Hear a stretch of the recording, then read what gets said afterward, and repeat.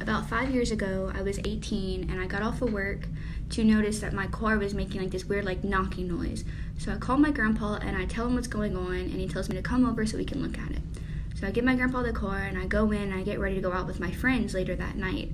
My grandpa says that he doesn't hear the noise, doesn't see anything wrong with it. So I'm like, well, if Papa doesn't see anything wrong, there's nothing wrong.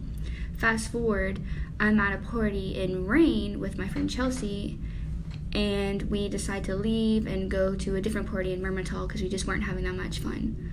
Well, when we get to Crowley, I hear my car still making that noise. So I pull over and I'm like, Chelsea, do you hear my car? It's making a weird noise. And she's like, no. So I'm like, okay, Papa didn't hear it and Chelsea didn't hear it. It must be in my head. So I just turn my radio up louder, just jam in Kevin Gates, act like I didn't hear no noise, try not to worry about it.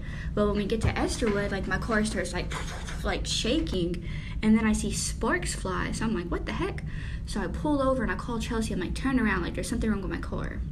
So I get out and I'm like walking around my car trying to figure out what's going on, like I'm some kind of mechanic. And I realize that my driver's side front tire is like completely missing. It's gone. Can't find it anywhere. I just bust out laughing. I didn't know what to do. I cannot believe that I lost a tire. I didn't have a flat.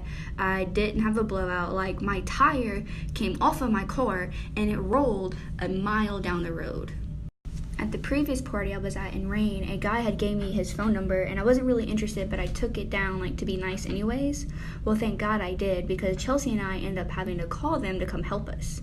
It took us an hour to find my tire that rolled a mile down the road and into a ditch. Eventually we got it put back on my car, but I could not stop laughing. Till this day, there's still like a 1/4 inch deep like scrape in the Esterwood highway from my rotor scratching and scraping the highway from when my tire fell off. So every time I go through Esterwood, I think of it. So I learned 4 lessons from this night. 1. Not all papas are mechanics.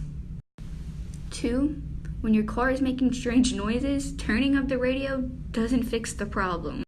3, you should always be nice to strangers, even when you're not interested, because you never know when you might need a lending hand. And lastly, number 4, always invest in locking lug nuts. They would have saved my night if I had them.